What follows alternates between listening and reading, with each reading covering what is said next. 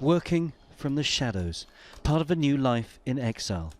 This journalist from Myanmar is hiding in Thailand, having fled the military regime at home. We can work here, but like we are still in prison. We cannot go anywhere. We get our information. She'd spent 9 years here after fleeing a previous military crackdown.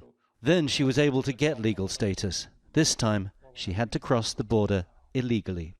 10 years ago, in Thailand, no military government.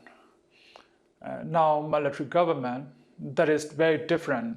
Earlier this month, 3 journalists from the Democratic Voice of Burma were quickly sentenced and deported after being arrested in the northern Thai city of Chiang Mai. Without the swift intervention of a third nation, they could have been returned to Myanmar, potentially facing lengthy jail terms. But journalists inside Myanmar are now faced with little choice. This reporter live-streamed his arrest as soldiers fired into his house.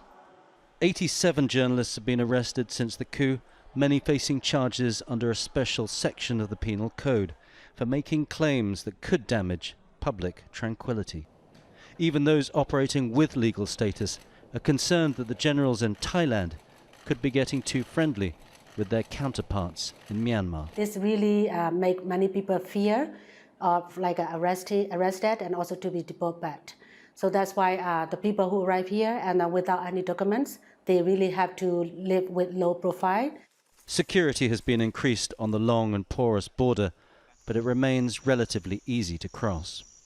Thailand has kept a tight control on its borders since the military coup in Myanmar, not only because it's concerned about a flood of refugees coming across, but also because of fears that COVID-19 could come with them. But the coronavirus is unlikely to be the only reason these soldiers are trying to sniff out dissident journalists who've slipped across into Thailand. Tony Cheng, Al Jazeera, on the Thai-Myanmar border.